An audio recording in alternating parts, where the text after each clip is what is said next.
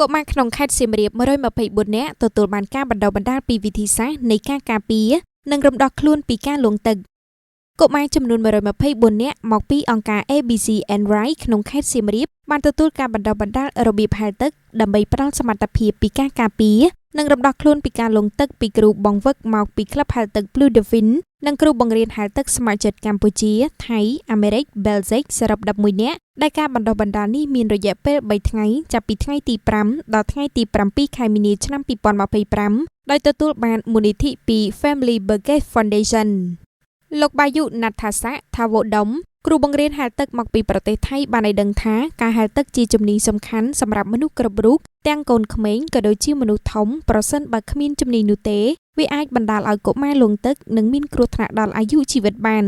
សម្រាប់ការបណ្ដុះបណ្ដាលនាពេលនេះគឺជាលើកទី4ហើយសម្រាប់ខេត្តសៀមរាបគម្រោងនេះត្រូវបានអនុវត្តមុនរដូវក្តៅដោយសាររដូវនេះមានស្ថិតិកុមារលង់ទឹកខ្ពស់ជាពិសេសនៅប្រទេសកម្ពុជាទទួលបានឱកាសស្វែងយល់អំពីការរៀនហែលទឹកជួយខ្លួនឯងបានតិចតួចនៅឡើយដែលការបណ្ដុះបណ្ដាលនេះដែលយើងបានជ្រើសរើសយកខេត្តសៀមរាបជាអាទិភាពសម្រាប់កម្មវិធីបង្រៀន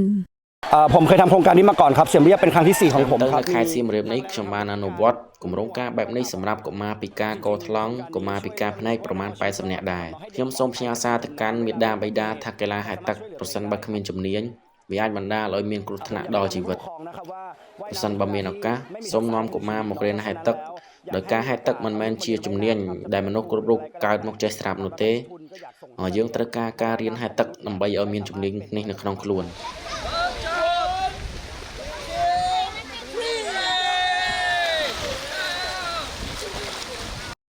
បើយោងតាមរបាយការណ៍អង្កេតរបស់អង្គការសុខភាពពិភពលោកបានបង្ហាញថានៅទូទាំងពិភពលោកអត្រាលង់ទឹកខ្ពស់បំផុតកើតឡើងក្នុងចំណោមកុមារដែលមានអាយុពី1ទៅ4ឆ្នាំបន្ទាប់មកគឺកុមារអាយុពី5ទៅ14ឆ្នាំដោយ